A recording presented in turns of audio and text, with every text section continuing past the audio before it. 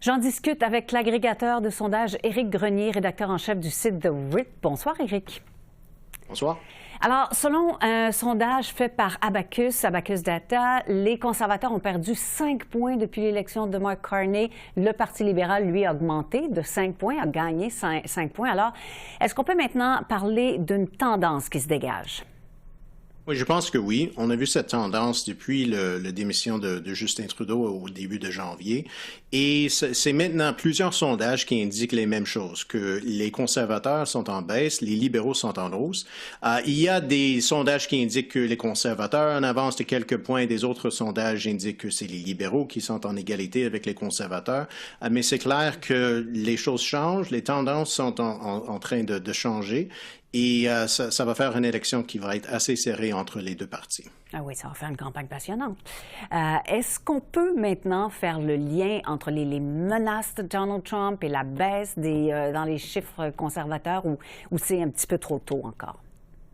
C'est toujours compliqué de savoir exactement quoi est derrière les changements dans les sondages, mais je pense que les attaques de Donald Trump a aidé les libéraux de changer la conversation, qu'on ne parle pas souvent de l'attaque sur le carbone, sur un référendum sur Justin Trudeau. Donc, je pense que ça a aidé les libéraux et je pense que pour les conservateurs, ça donne des difficultés parce que les attaques que les conservateurs ont fait contre les libéraux, contre Justin Trudeau, ils ne fonctionnent pas vraiment dans le contexte actuel.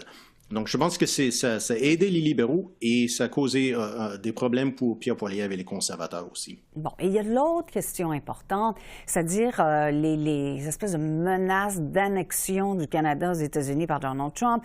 Il y a une proportion d'électeurs conservateurs qui est d'accord avec cette idée-là, qui est en faveur.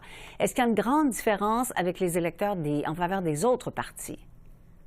Je dirais oui que c'est une différence qui est assez importante, mais c'est toujours une minorité des électeurs conservateurs.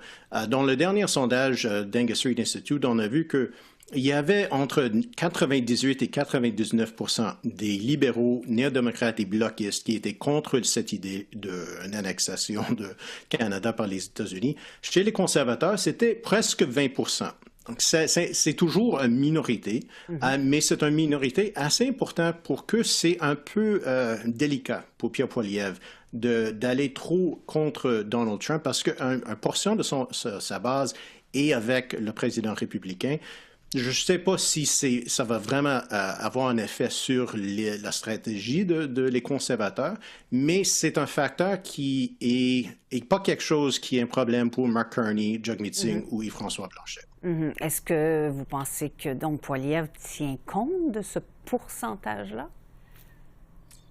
Ça, c'est difficile à dire. Mais on voit que quand il y a des questions des journalistes, surtout des journalistes des médias plus à droite, que c'est pas les mêmes tons contre Donald Trump qu'on voit peut-être avec les autres chefs du parti. Okay. Est-ce que Pierre Poilievre et les conservateurs sont conscients que peut-être il peut perdre quelques électeurs au Parti populaire de Maxime Bernier?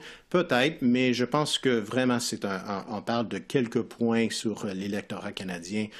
Cette élection va être décidée entre les électeurs qui ont dans le passé, dans les derniers mois, étaient avec les conservateurs, mais sont maintenant avec les libéraux. Au Québec maintenant, selon le dernier sondage léger qui a été réalisé pour le Journal de Montréal du 7 au 10 mars, les libéraux sont en tête dans la province avec Mark Carney à leur tête. Quelles circonscriptions du Bloc sont à risque au Québec?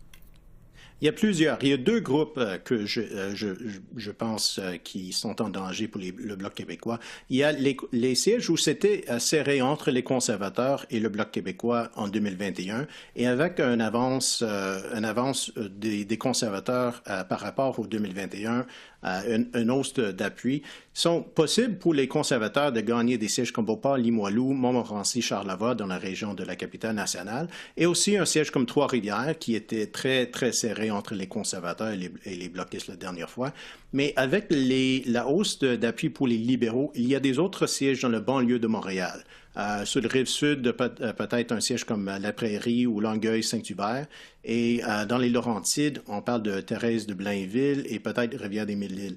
Donc, il y a des sièges où le Bloc québécois va être sur le défensif. Et au moment où Justin Trudeau a démissionné, c'était des gains pour les Blocs québécois que le Bloc pourrait faire au Québec. Mais maintenant, je pense qu'il va être sous les défensifs pendant cette campagne électorale.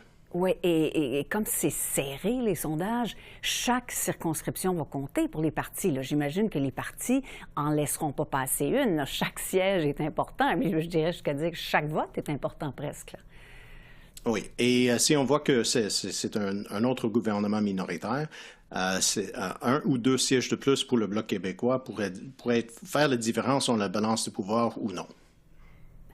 Parfait, excellent. Merci d'avoir répondu à nos questions. Merci.